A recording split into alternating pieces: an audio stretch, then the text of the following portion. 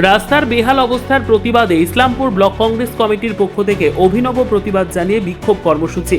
Ramganj DP রোডে গর্তে মাছ ছেড়ে প্রতিবাদ জানান রামগঞ্জ ১ নম্বর অঞ্চল কংগ্রেস কমিটির সদস্যরা।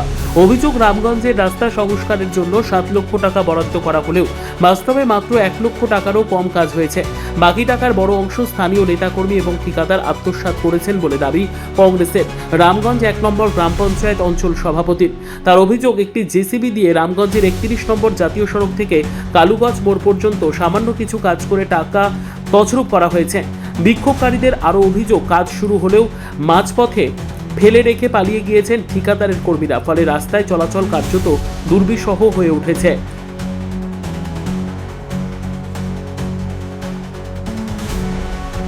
আমাদের যে রামগঞ্জের রাস্তা বেহাল হয়েছে তার জন্য বিক্ষোভ করছি আমরা। রাস্তা যে আপনারা সবাই দেখতেই পাচ্ছেন, আমাদের রামগঞ্জের হাইরোড থেকে কালুগঞ্জ অবধি রাস্তা কিরকম গর্ত হয়েছে আপনারা সবাই দেখতে পাচ্ছেন।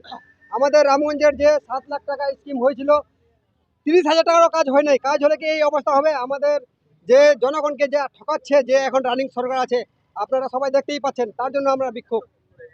এর আগে তো ১০ লক্ষ টাকার কাজ হয়েছে, কাজই তো হয় নাই। কাজ হলে কি এরকম এই অবস্থা হবে? আমাদের রামগঞ্জের একটু যদি আমাদের রামগঞ্জে জল হয়ে যায়, তাহলে আমাদের সব জায়গায় জল জমে যায়।